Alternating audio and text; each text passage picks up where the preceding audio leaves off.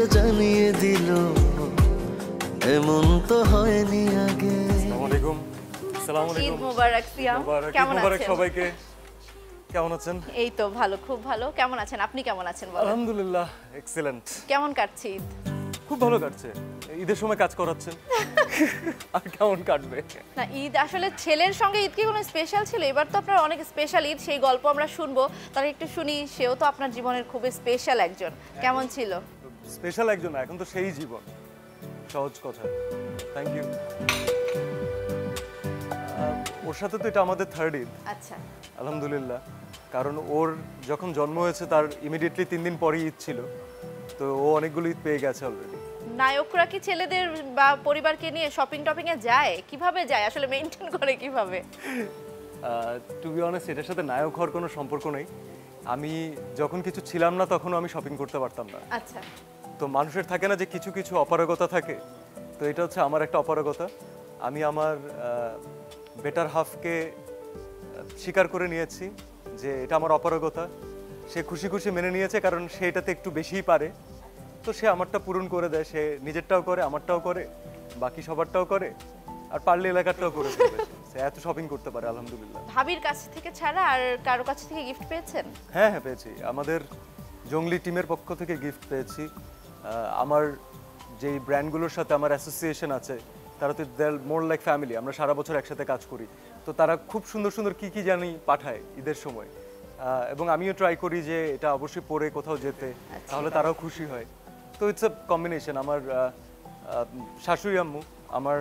শাশুড়ি আম্মা উমরাতে গিয়েছিলেন, তো উনি আসার সময় আমার জন্য এটা নিয়ে এসেছেন। এটা আমি জিজ্ঞাসা করতে চেয়েছিলাম যে এটাও কি প্রমোশনের কোনো কিছু নাকি না, এটা না, একদমই পিওর গিফট? সব প্রমোশনের জন্য হয় না।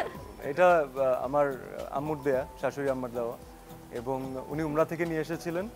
তো উনি বলছিলেন যে তোমাকে এটাতে খুব সুন্দর লাগবে। আসলেও লাগছে, ভীষণ সুন্দর লাগছে। Thank you.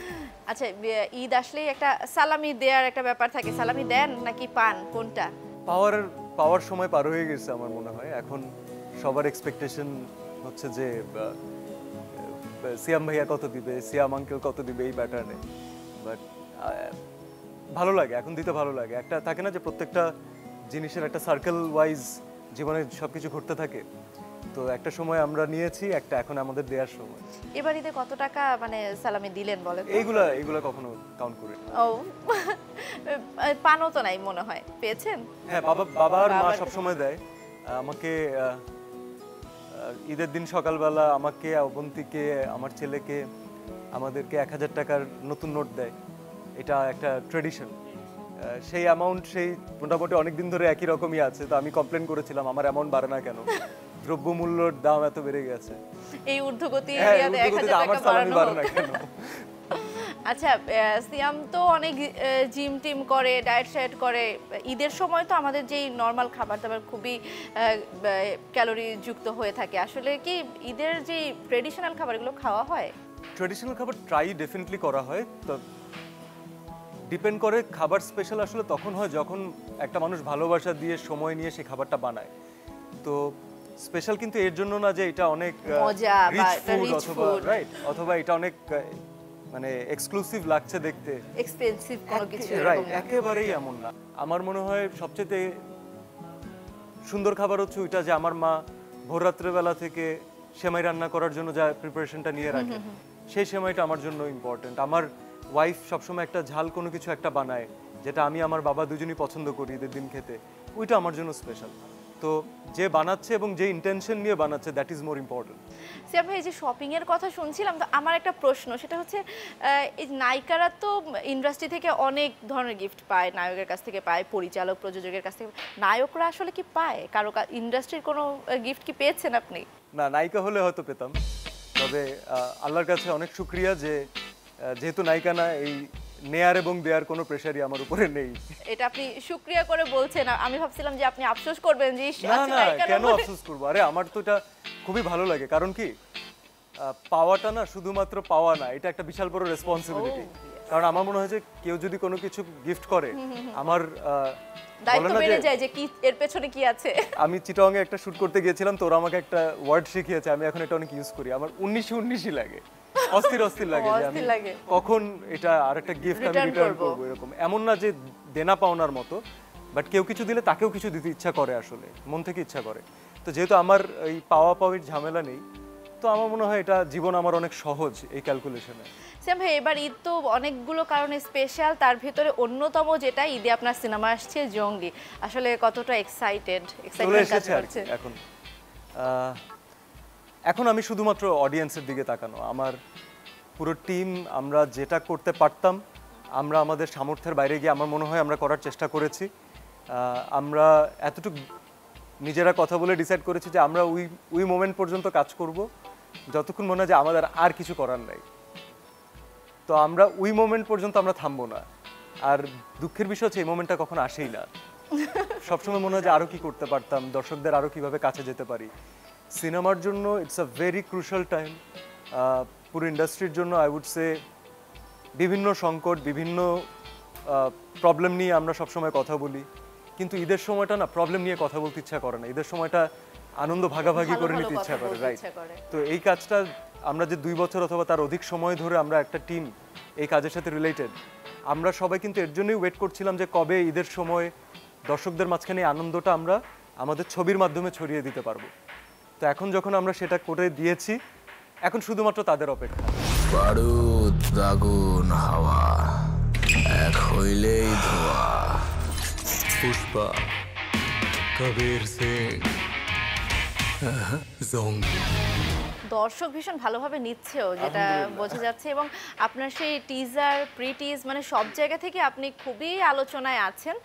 সিনেমা নিয়েও ভীষণ আলোচনা হচ্ছে। আসলে একটু লুক নিয়ে কথা বলতে চাই, যে কতদিন আপনি চুল দাড়ি কাটেননি, বা এটার পেছনের চ্যালেঞ্জের গল্পটা একটু শুনতে চাই। চুল দাড়ি না কাটাকে না একটা অনেক বড় সবাই ডেডিকেশন বানিয়ে ফেলেছে। আমি ওই দিনও বেশ কয়েকটা শোতে গিয়ে আমি এটা নিয়ে নিজে নিজে হাসাহাসি করছিলাম যে চুল দাড়ি বড় করতে কোনো ডেডিকেশনই লাগে না। আপনি কিচ্ছু না করে বাসায় বসে থাকবেন, দেখবেন বড় হয়ে গেছে। এছাড়াও যে ডেডিকেশনটা ছিল একজন জঙ্গলি হওয়ার জন্য, সেটা তাহলে আজকে আমরা শুনি।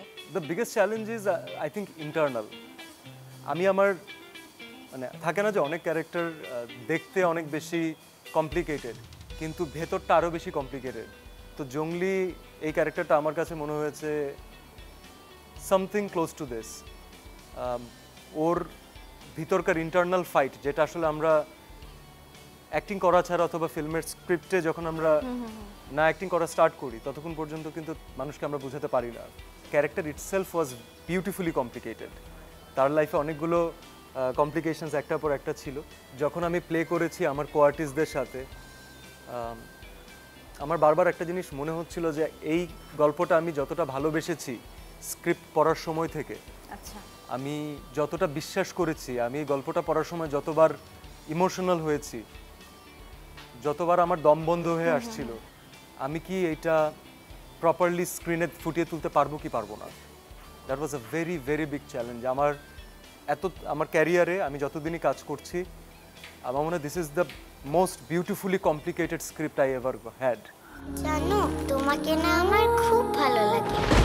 তুমিও আমাকে তাড়িয়ে দিবে না তো জঙ্গলি? সিয়াম, গল্পটা এখন পর্যন্ত যারা সিনেমা হলে দেখেনি, আমি বলবো যে এটা খুবই স্মার্টলি হ্যান্ডেল করা হয়েছে, যে গল্প নিয়ে না খুব বেশি ধারণা করতে পারে নাই আগে মানুষ। আমি চাই না, একেবারেই চাই একদমই, মানে এই জিনিসটা খুবই ভালো লেগেছে। আপনাদের পুরো টিমটা এটা যে ম্যানেজ করেছে, কারণ অনেক সময় আমরা দেখেছি যে ট্রেলার দেখলে, টিজার দেখলে অনেকটাই ধারণা করা যায়, আর তারপর থেকে দেখা যায় যে আগ্রহের জায়গাটা একটু কমে আসে, তাই না? সরি, আমি একটু ইন্টারাপ্ট করি। অবশ্যই। আগ্রহের জায়গাটা কমে না। আমার ক্ষেত্রে যেটা হয়, আমি যদি গল্পটা বুঝে ফেলি, আমার তারপরে কিন্তু সিনেমাটা ভালো লাগতেও পারে, কিন্তু আমি তখন বলি যে যাবো কি যাবো না, না, নাইস ফিল্ম, না ভালো ভালো ছবি, ভালো গল্প। কিন্তু যখন আমার ক্যালকুলেশনের সাথে, আমার চিন্তাধারার সাথে সিনেমার গল্প আমাকে অনেক এক্সট্রা অনেক কিছু দিয়ে যায়, তখন আমি বলি যে wow, what a beautiful film. তো আমরা পুরো টিম চেষ্টা করেছি সেকেন্ড অপিনিয়নটা যেন আমরা দর্শকদের কাছ থেকে পাই, পেতে পারি। আচ্ছা সিয়াম, আপনাকে যতদূর জানি যে আপনি ভীষণ সেনসিটিভ, কিন্তু আমার একটা প্রশ্ন, এটা আমার একদম ব্যক্তিগত, আমি ভেবেছি যে আপনার ইন্টারভিউ করার সময় জিজ্ঞাসা করব, যে দিঘির ছবির সামনে যে সিনটা করলেন, এটা আসলে আপনি কিভাবে কনভিন্সড হলেন? আমার তখন মনে হয়েছে এটা অনেক কম করেছি। আচ্ছা, দেখেন, আমি একই সাথে ব্যক্তিগতভাবে সিয়াম আহমেদ এবং ব্যক্তিগতভাবে ওই ক্যারেক্টার একই সাথে আমি হতে পারবো না। আমি একই সাথে সবচাইতে মডেস্ট এবং হাম্বল একটা মানুষ এবং সবচাইতে হট হেটেড একটা মানুষ আমি একই রুমে হতে পারবো না। যে মোমেন্টে আমি একটা সত্তাকে বিশ্বাস করছি, তাকে আমি অর্ধেক বিশ্বাস করতে পারি না, তাকে আমার পুরোপুরি বিশ্বাস করতে হবে। এবং ওই সত্তাকে যদি আমি বিশ্বাস করে থাকি, দর্শকও একটা মোমেন্টে বলতে বাধ্য হবে যে যেটা করেছে অনেক কম করেছে। আসলে তুই নিজের শুধুই, তুই যে আর কারো না। আর মন ভাসে না মিথ্যে মায়ায়। আপনার ইয়াটা আপনি বলছিলেন খুবই চ্যালেঞ্জিং ছিল, যে নিজেকে ধারণ করার ব্যাপারটা, জঙ্গলি হয়ে ওঠা। এই সময় একটা ছোট ক্যারেক্টার আছে, বুবলি আছে, দিঘি আছে, যদি একটু অভিজ্ঞতার কথা বলেন। একটা খুব ভয়ঙ্কর একদিনের অভিজ্ঞতা আছে। আচ্ছা। আমরা পুরো টিম থেকে আমরা খুব টেনসড হয়ে গিয়েছিলাম। আপনারা অলরেডি জানেন যে আমাদের সাথে খুব ফুটফুটে সুন্দর একটা বাচ্চা আমাদের সাথে অভিনয় করেছে, নৈরিতা। ও ছিল আমাদের পুরো ইউনিটের কলিজা। আমাদের সব চিন্তা ভাবনা, প্ল্যানিং সবকিছু হতো ওকে নিয়ে, যে পুরো সেট দাঁড়িয়ে থাকলেও নৈরিতা যেন বসে থাকে, কোথাও ফ্যান না থাকলেও একজন যেন নৈরিতাকে বাতাস করে। বাংলাদেশের লাস্ট ইয়ারের ওই সময় যখন সবচেয়ে গরম আবহাওয়া রেকর্ড হয়েছে মোস্ট প্রবাবলি, যে বাংলাদেশে একদিনে সবচেয়ে বেশি টেম্পারেচার, ওই দিনও আমরা শুটিং করছি এবং নৈরিতাকে নিয়ে ওই দিন শুটিং করছি। আমি ফ্লানেলের শার্ট পরা, আমার আল্লাহ বাঁচিয়েছে যে আমার নিজের চুল দাড়ি ছিল, কারণ যখন আমরা প্রস্থেটিক নিয়ে মেকআপটা দেই, দাড়ি যখন আলগা লাগাই, তখন এখান থেকে এটা গলে গলে পড়ে এবং হিটে সব গলে পড়ছিল। আমি একটা মোমেন্টে বলতে বাধ্য হয়েছি যে ঘাম মোছা বন্ধ করে দাও, কারণ আমি ঘাম মুছলে আমি কন্টিনিউটি ম্যাচ করতে পারছি না। তো যেই পজিশনে থাকবো, যতটুকু ঘাম থাকবে ওইটাই রিয়েল। তাহলে আমাকে অ্যাটলিস্ট ওই জাজমেন্টাল কারো কমেন্ট শুনতে হবে না যে এর আগের শটে কম ঘাম দেখলাম, পরে বেশি দেখলাম। আমি বললাম ও ভিজা মানেও ভিজা, শেষ, ঘামাইতে দাও। ওই দিন আমার সেটে 2 জন মানুষ হিট স্ট্রোক করেছেন এবং 2 জন সিনিয়র প্রোডাকশনের মানুষ। আমরা এতটা ভয় পেয়েছি কারণ প্রোডাকশনের মানুষ না আমাদের খুব আপন। অবশ্যই। আমরা যদি ভালো থাকি প্রোডাকশনের জন্য থাকি, আমরা যদি মন খারাপ থাকে তাও মাঝে মাঝে প্রোডাকশনের জন্য থাকে, আবার তারা টেক কেয়ার করলে মন ভালো হয়ে যায়। তো এই মানুষগুলো যারা আমাদের টেক কেয়ার করে, তারা যখন অসুস্থ হয়ে যায় সেটের ভিতরে, এটা অনেক মানে ফ্যামিলি মেম্বারের মতো খারাপ লাগে আসলে। আমার ভয় লাগছিল অন্য কারণে, যে 2 জন সিনিয়র মানুষ যদি হিট স্ট্রোক করে, আমি কিভাবে করে বাচ্চাটাকে নিয়ে শুটিং করব, এবং ওকে এটা বলাও তো আমার পক্ষে উচিত না যে এই গরমের ভিতরে তুমি কাজ পেয়ে করো। যাবে। কিন্তু শি ওয়াজ সো সাপোর্টিভ। ও পুরোটা সময় আমাদের সাথে শুটিং করেছে। অনেক সময় অনেক জায়গায় ওকে ফ্যানের বাতাসও আমরা দিতে পারিনি, বসার জায়গা দিতে পারিনি, ময়লার মধ্যে কাজ করেছি। লিটারেলি যেখানে ময়লা ফেলে সেখানে আমাদের কিছু শর্টস ছিল। এখন ভাবলে মনে হয় যে আসলে অনেক কিছু আমরা কিভাবে করে ফেলেছি জানি না, বাট টিম যদি একজন আরেকজনকে সাপোর্ট না করে, এটা হয় না, এই ম্যাজিকটা ঘটে না। আচ্ছা, অনেকে বলছে যে, শোনা যাচ্ছে যে বাজেট অনুযায়ী সিয়াম বেস্ট করেছে। এইটা কি একটা কমপ্লিমেন্ট নাকি একটা সাইড করার প্রবণতা? এটা কি আসলে, এটা কিভাবে দেখেন? এটা হচ্ছে আমাদেরকে অনেক সম্মানিত করা, আমাদেরকে ওইটা বলা যে এতদিন আমরা কেন করতে পারিনি যেটা তুমি করেছো, ভেরি গুড। এইভাবে আমি দেখতে পারি। অথবা আমি দেখতে পারি যে আশেপাশের ছবির অনেক বাজেট, ওদের ছবির অতটা বাজেট নাই, কিন্তু যা আছে ভালো করেছে। Sorry, I won't take the second one. আপনি যে জিনিসটাকে খুব সহজ মনে করছেন, তার জন্য একটা টিম, একটা ইয়াং টিম 2-2.5 বছর ধরে খেটেছে উইদাউট এনি পেমেন্ট। যেটাকে আপনার কাছে অনেক সহজ মনে হচ্ছে, সেটাকে সহজ বানানোর জন্য অনেকগুলো মানুষের পরিশ্রম আছে। যেটাকে মনে হচ্ছে অনেক ইজিলি হয়ে গেছে, সেই আমাদের জীবনের সম্পর্কগুলো দিয়ে, আমাদের বন্ধু বান্ধব হোক অথবা কাজের কলিগ হোক, তারা অনেকে আমাদের জন্য অনেক কম্প্রোমাইজ করেছেন। আমি বলবো না স্যাক্রিফাইস করেছেন, কিন্তু কম্প্রোমাইজ করেছেন। কেউ যদি 30 টাকা তার ন্যায্য পাওনা থাকে, সে হয়তো আমার কাছ থেকে 25 টাকা নিয়েছেন, কিন্তু সে 5 টাকা সে ভালোবেসে স্যাক্রিফাইস করেছেন, ওই জায়গায় কম্প্রোমাইজ করেছেন, আই উড সে। তো এই ভ্যালুয়েশনগুলো না মানুষ করে না। তারা বলেন যে এটা বাজেট অনুযায়ী হয়তো ভালো হয়েছে।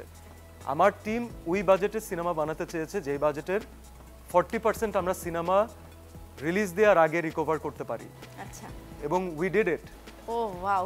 আলহামদুলিল্লাহ। মানুষ বলে যে আমরা সিনেমা করি কিন্তু আমরা টাকা ব্যাক আনতে পারি না।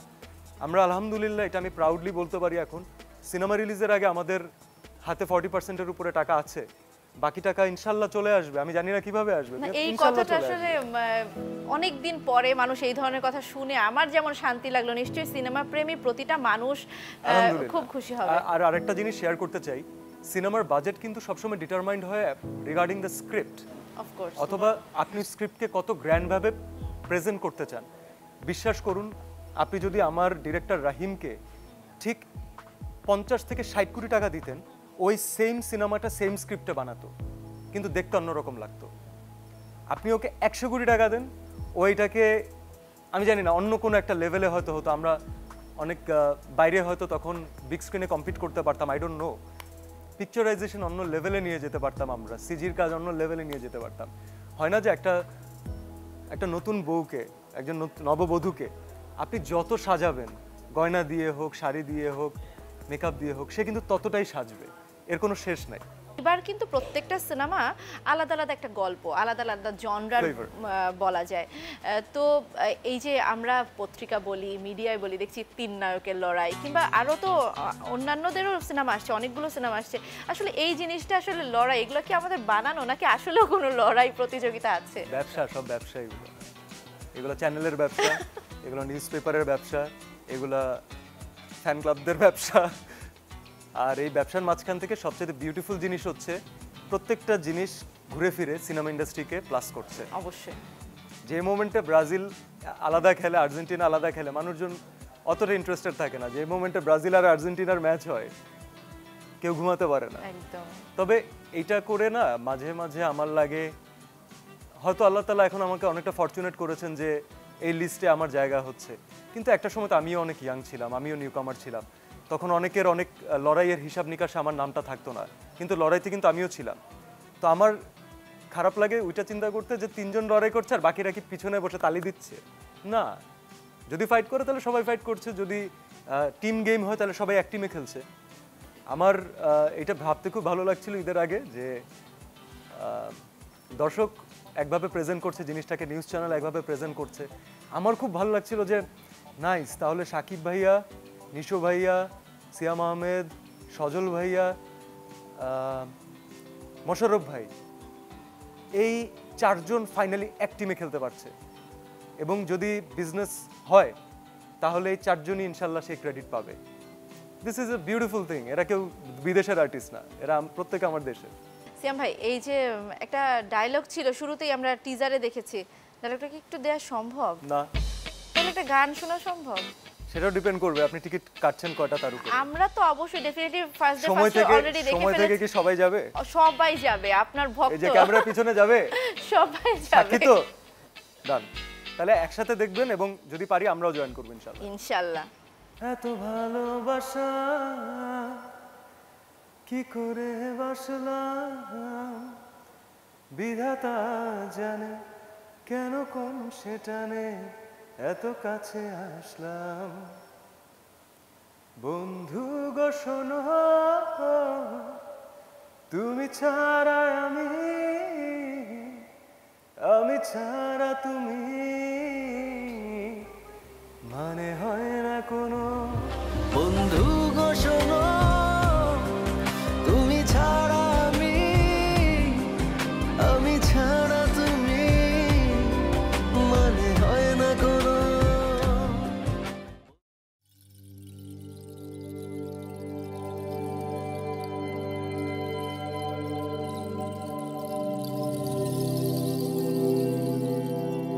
এই যে সিয়াম আহমেদের এত এত ভক্ত, সিয়াম আহমেদের কোনো উইক পয়েন্ট আছে?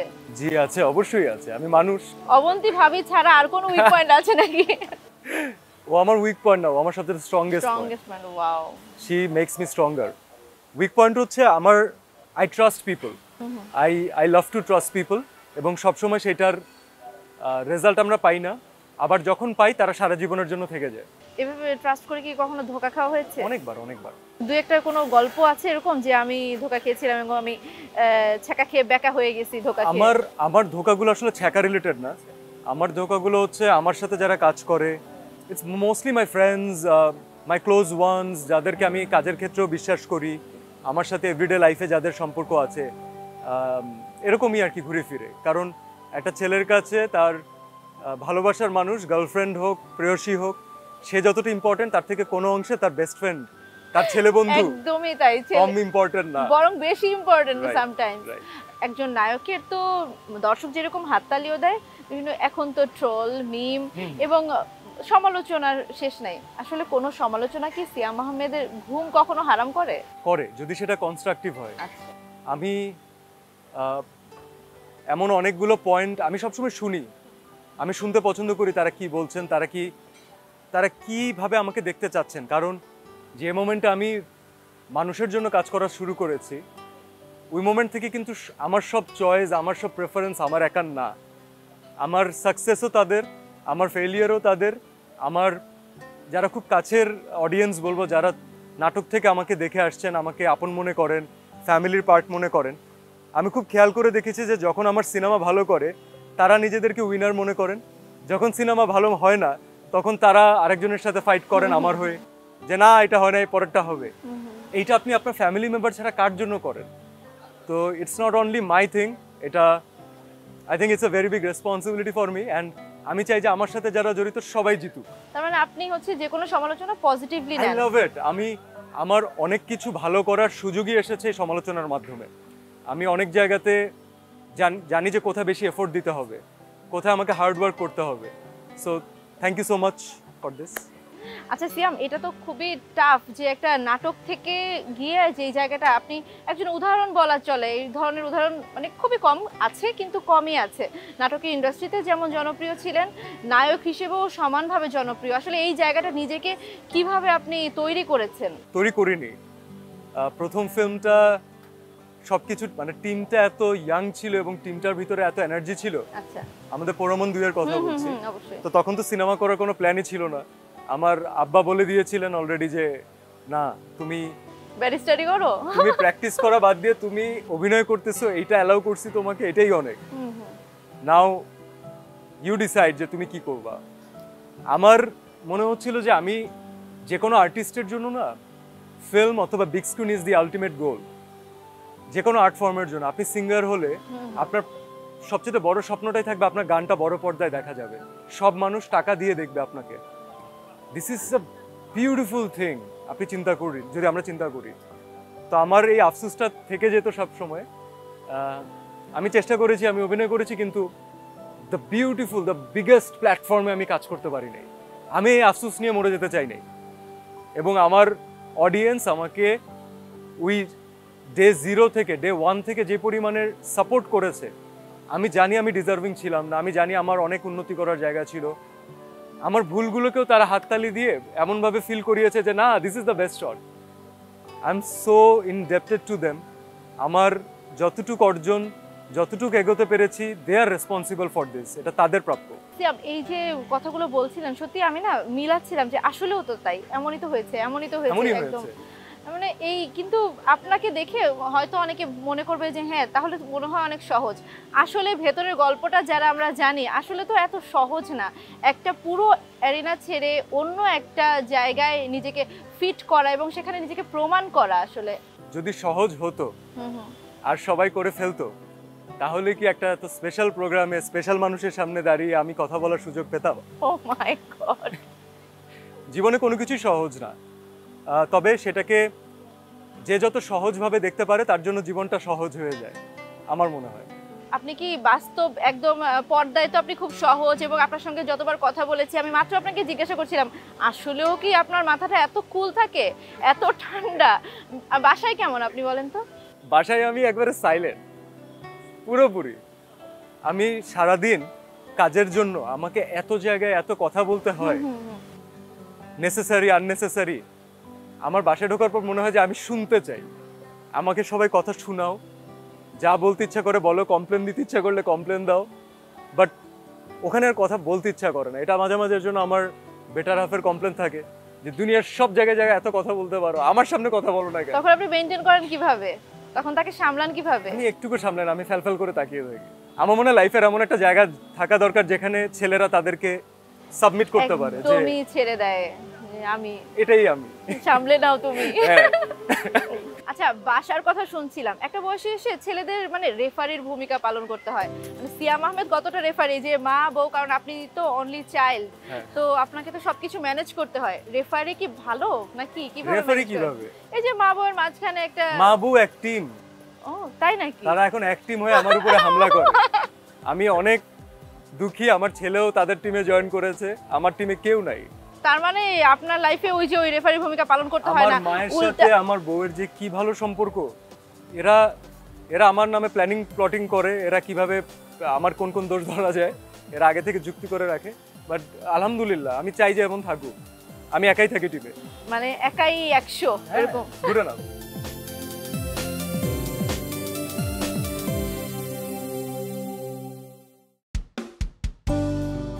ভাই আপনি বলছিলেন যে আপনি নাটকে কাজ করেছেন, সিনেমায় কাজ করেছেন, কিন্তু এই সিনেমা নিয়ে আমাদের একটা ভেতরে একটা ভাবনা থাকে যে আর্ট ফিল্ম, কমার্শিয়াল ফিল্ম। আবার যদি আমরা প্রশ্ন করি তখন আমাদের খুব সুন্দর করে বলা হয় যে না, সিনেমা মানে সিনেমা, এখানে কোনো আর কোনো বিভাজন নেই। আসলেও কি তাই? আর্টিস্ট না, একজন ভিউয়ার হিসাবে যখন আমি কোনো ফিল্ম দেখি, আমার মেইন উদ্দেশ্য থাকে ওখানে 3টা জিনিস থাকতেই হবে, এন্টারটেইনমেন্ট, এন্টারটেইনমেন্ট, এন্টারটেইনমেন্ট। আপনি আপনার গল্প বলবেন, আপনার যে কোনো গল্প আপনি বলতে পারেন, কিন্তু সেই গল্পটাকে কতটা এন্টারটেইনিং করতে পারেন, নাচ গান দিয়ে না, আপনার এলিমেন্টস দিয়ে। আমার খুব পছন্দের একটা ফিল্ম হচ্ছে লাইফ ইজ বিউটিফুল, আচ্ছা, রাইট? তো এই ছবির ভিতরে যে একটা বাবা আর ছেলের গল্প, সেই গল্পটাকে কিন্তু তারা অ্যাক্টিংয়ের মধ্যে থেকে তাদের প্লটের মধ্যে এন্টারটেইনিং করেছেন। সিনেমার প্লটে কিন্তু বিশ্বযুদ্ধ হচ্ছে, কিন্তু আমার ফোকাস হচ্ছে এই বাবা ছেলে কি করছে তার উপরে। এন্টারটেইনমেন্টের কোনো বিকল্প নেই। আপনাকে যদি সিনেমা হল সেভ করতে হয়, you have to make films which are entertaining. অনেক সময় বাজেটের দিকে আমরা দেখি যে বাজেট নিয়ে অনেক সময় কথা হয়। তো আপনি কি মনে করেন আসলে বাংলাদেশে যে আন্তর্জাতিক মানের যে সিনেমা, এখন আপনি হয়তো বলতে পারেন যে আন্তর্জাতিক মানের সিনেমা বলতে আপনি কি বুঝেন? যদি আমরা হলিউড বলি, বলিউড বলি, বা দক্ষিণী, এখন তো দক্ষিণী ইন্ডাস্ট্রির জয় জয়কার বলা চলে, চারপাশে RRR কিংবা পুষ্পার কথা শোনা যায়। সেটা যেটাই হোক, আসলে এই যে আমাদের দেশে যে ওরকম বিগভাবে ভাবা হচ্ছে না বা ভাবছে না, এটা আপনি বাজেটের স্বল্পতা বলবেন, নাকি আসলে ওই ধরনের সক্ষম ডিরেক্টর নেই, নাকি? না, এটা কেন বলবো? এটা বলার কোনো সুযোগই নেই। অনেক ভালো ডিরেক্টর আছেন, আরও ভালো ডিরেক্টর দরকার। আমি আমার জায়গাটুকু বলতে পারি, আমরা এখন পর্যন্ত প্রপারলি লোকাল মার্কেটের জন্য সিনেমা বানাতে পারছি না, আমরা ইন্টারন্যাশনালের জন্য কি বানাবো? যে একটা দুইটা সিনেমা যাচ্ছে, পুরস্কার নিয়ে আসছে, they are doing a fantastic job, কারণ অনেক না পাওয়ার মধ্যে থেকে তারা এই কাজটা করেছেন। বাট আপনি আমাকে পার্সোনালি জিজ্ঞেস করলে আমি বলবো, আমি যদি প্রডিউসিংয়েও থাকি, আমি যদি রাইটিং প্যানেলেও থাকি, আমি যদি অ্যাক্টিংয়েও থাকি, আমি ক্যামেরার পেছনেও যদি থাকি, আমি এখন সেই ছবিতে ইনভেস্ট করতে চাই যে ছবিটা আমার নিজের দেশের মানুষের লোকাল গল্প বলে। কারণ যতগুলো ইন্ডাস্ট্রির নাম আপনি বললেন, আপনি যত লোকাল কন্টেন্টে ফোকাস করবেন, সেই কন্টেন্টটা তত বেশি গ্লোবাল হয়ে দাঁড়াবে।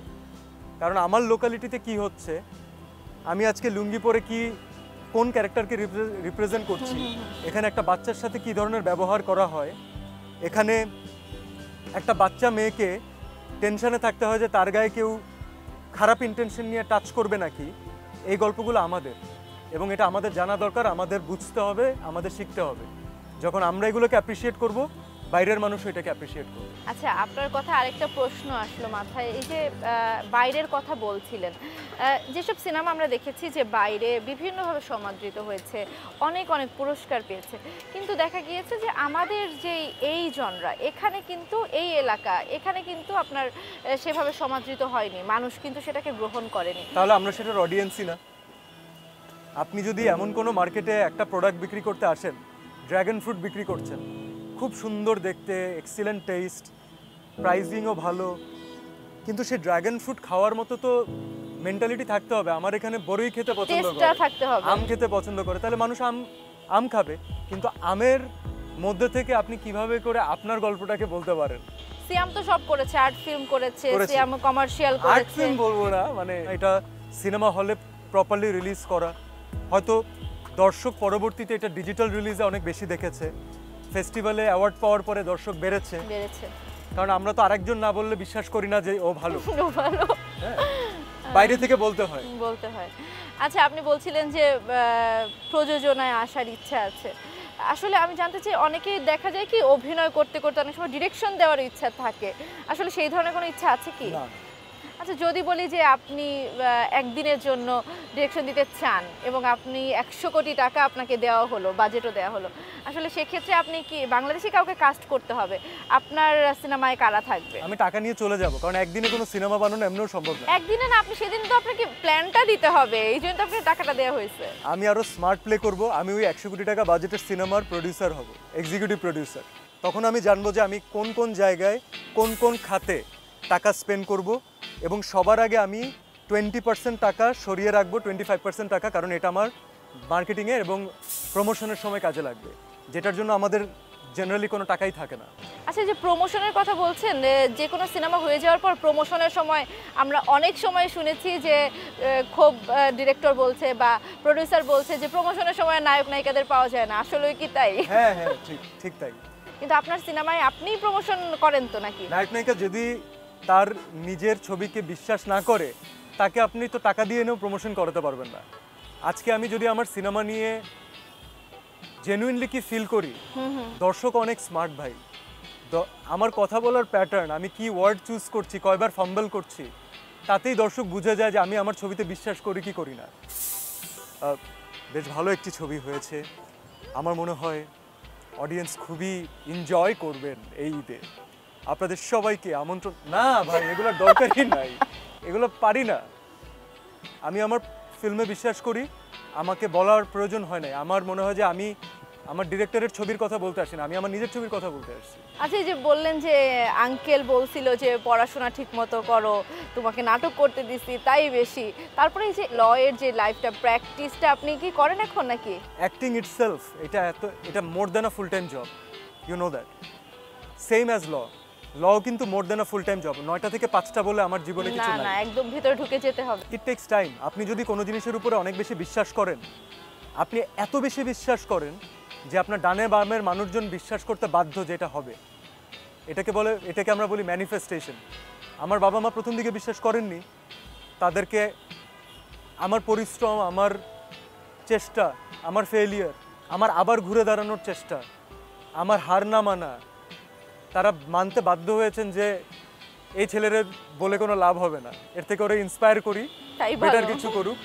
আর যখন অনেক বেশি এরকম বাবা মা প্রশ্ন করে, তখন আমার অ্যাওয়ার্ডের কেসের দিকে তাকাতে বলি, তখন বলি যে এই যে 2টা ন্যাশনাল অ্যাওয়ার্ড, এটা হচ্ছে এখানে কাজ করি দেখে, মানুষ ভালোবাসে দেখে, এটা হচ্ছে অ্যাচিভমেন্ট। আপনার মনে হয় কনভিন্সিং পাওয়ার খুব ভালো, যা বলা চলে। আমার বউ যদি বলতো আমি এটা মেনে নিতাম, বউ বলে না এটা। বউ তো অবশ্যই কনভিন্স হয়েছে দেখে বউ হয়েছে। একদমই তাই, এটাই বলছিলাম। আচ্ছা, এই যে সিনেমার কথা বলছিলেন যে আমি দর্শকদের এভাবে বলি না সেভাবে বলি না, আপনি আসলে জঙ্গলির দর্শকদের কিভাবে বলেন যে তারা যাতে সিনেমা হলে আসবেই? এই গল্প আমাদের ইন্সপায়ার্ড ফ্রম ট্রু ইভেন্টস। আপনার কোনো টেনশন নাই এই গল্প নকল হবে নাকি, এটার উত্তর আমি টিজারে আপনাদেরকে দিয়ে দিয়েছি, স্মার্টলি দিয়েছি আমার মনে হয়। আপনার যদি কোনো ফ্যামিলি থাকে, আপনার যদি কোনো বাচ্চা থাকে, আপনি যদি বাচ্চাদের পছন্দ করেন, অথবা আপনি যদি কারো সন্তান হন, আপনি আপনার ফ্যামিলির প্রত্যেকটা মানুষকে নিয়ে যদি এই ছবি দেখতে যান, আমার মনে হয় আপনি কিছু না কিছু নিয়ে ব্যাক করবেন। আমার কেন জানি দৃঢ় বিশ্বাস, কারণ ছবিটা আমরা ওই ভালোবাসা নিয়েই বানিয়েছি, ওই দরদ নিয়েই বানিয়েছি। ছবিটা বানানোর পরে আমরা সবাই যখন দেখেছি, আমরা ফিল করার ট্রাই করেছি যে দর্শকের টাকা খরচ করার আগে আমরা কি কনফিডেন্ট নাকি। সবাই এক বাক্যে স্বীকার হয়েছে যে হ্যাঁ, সব কিছু পারফেক্ট হয় নাই, হয়তো আরও বেটার করতে পারতাম, তবে যেটা আমরা বলতে চেয়েছি সেটাতে আমরা মনে হয় কোনো এক জায়গায় সফল। তো এর জন্য আমি দাওয়াত দিতে চাই, বলতে চাই দেখেন। আমরা আসলে সেটাই প্রত্যাশা করতে চাই। আসলে একটা লাস্ট প্রশ্ন যেটা আমি করতে চাই আপনাকে, সেটা হচ্ছে যে পরিবর্তন আমরা সবাই কিন্তু খুব পজিটিভলি নিয়েছি এবং খুব ভালো আছি। যদি বলি যে এই সিচুয়েশনে যদি সিয়াম আপনাকে বলি যে আপনি 3টা পরিবর্তন আরও চান, তাহলে আপনি কি 3টা পরিবর্তন দেখতে চান? আমি সবার আগে দেশের প্রত্যেকটা মানুষের জানমালের নিরাপত্তা চাই। এটা একেবারে আমার মনে হচ্ছে যে পাচ্ছি না আমরা। আমি আমার ফ্যামিলি নিয়ে যদি বাইরে বের হওয়ার সাহস না পাই, আমি কিভাবে এক্সপেক্ট করব যে একটা সুখী সুন্দর দেশে আমরা একসাথে বসবাস করব। সেকেন্ড, আমি বাংলাদেশের এডুকেশন সাইড চেঞ্জ দেখতে চাই। আমার মনে হচ্ছে এটা অনেক বড় কোনো কি ষড়যন্ত্র আমি জানি না, একটা দেশকে পঙ্গু বানানোর জন্য এডুকেশন নষ্ট করে দেওয়াই এনাফ। আমাদের অলরেডি প্রাইমারি এডুকেশনের মধ্যে অনেক ঝামেলা আছে, তো আমরা যদি এটাকে ঠিক না করতে পারি, এটার এফেক্ট আমরা পাবো, কিন্তু যখন পাবো 10-20 বছর পরে, তখন অনেক লেট হয়ে যাবে, করার কোনো মানে সুযোগ নেই। আর থার্ড, বাংলাদেশের একটা জিনিস নিয়ে আমি কোনো মতেই হ্যাপি হতে পারছি না, দ্যাট ইজ আমাদের চিকিৎসা ব্যবস্থা। মানুষ চিকিৎসা পায় না, মানুষ টাকা দিয়েও চিকিৎসা পায় না, বেস্ট ট্রিটমেন্ট পায় না। একটা বাবার লাশ কেন বের করার জন্য একটা ছেলেকে 10 দিন আইসিইউর বাইরে বসে থাকতে হবে, সে কি আইসিইউর বিল দেওয়ার জন্য বসে আছে ওখানে খালি? দিস ইজ সো রং। এই প্র্যাকটিস আপনারা কিভাবে করেন ভাই? হসপিটালের যারা আপনারা মালিক, আল্লাহ তাআলা আপনাদেরকে অনেক দিয়েছে, এই 10-20 টাকার জন্য আপনারা মরে যাবেন না ভাই। Please don't do that. এটা আল্লাহর আরশ কেঁপে উঠবে এরকম লাশ আটকা রেখে যদি বাণিজ্য করেন। আর অনেক এক্সপেন্সিভ ট্রিটমেন্ট, বাংলাদেশে মানুষের ইনকাম বেশি না, একটু সাপোর্ট করেন, যে যেভাবে পারেন তাদেরকে সাপোর্ট করেন। সিয়াম, আপনার এই যে কথা শুনে একজন সাধারণ নাগরিক হিসেবে আমার মনে হচ্ছে যে আমি এরকম একজন মানুষকে আমি নেতা হিসেবেও দেখতে চাই। আসলে এরকম কোনো সুযোগ আছে? না। কেন? মানুষ এই যে অভিনয় করতে করতে তো অনেক সময় রাজনীতিতে ঢুকছে। আমি যে কথাটা বলি এটা আরেকজনের কথা শুনে বলি না, আমি নিজে ফিল করে বলি। আর মানুষজন সেই কথাটাকে একটু হলেও বিশ্বাস করে যে আমি এটা তাদের জন্য বলছি। যে মোমেন্টে আমার গায়ে একটা লেভেল লেগে যাবে, সিল লেগে যাবে, তখন তারাও মনে করবে আমি উদ্দেশ্য প্রণোদিত হয়ে বলি, আমার নিজের বলাতেও কনফিডেন্স পাবো না। এর থেকে যেটা মানুষ যে রেসপেক্ট দিচ্ছে, ভালোবাসা দিচ্ছে, থাকুক। আচ্ছা, সিয়ামের ভাবনাটা তো সবসময় একটু ভিন্ন হয়। সিয়ামের এই যে ভবিষ্যৎ ফিউচার নিয়ে কি ভাবা হয়েছে? হয়তো বলতে পারেন যে না, আমি বর্তমানে বিশ্বাসে আমি ফিউচার ভাবি না। আসলে কিন্তু না, আপনি যে আপনি সিনেমায় আসলে নিজেকে কোন জায়গায় দেখতে আমার তো চান? সাকিব ভাইয়ের ডায়লগের মতো বলতে হয় যে আমি আমার বর্তমান নিয়েও ভাবি না, ভবিষ্যৎ নিয়েও ভাবি না।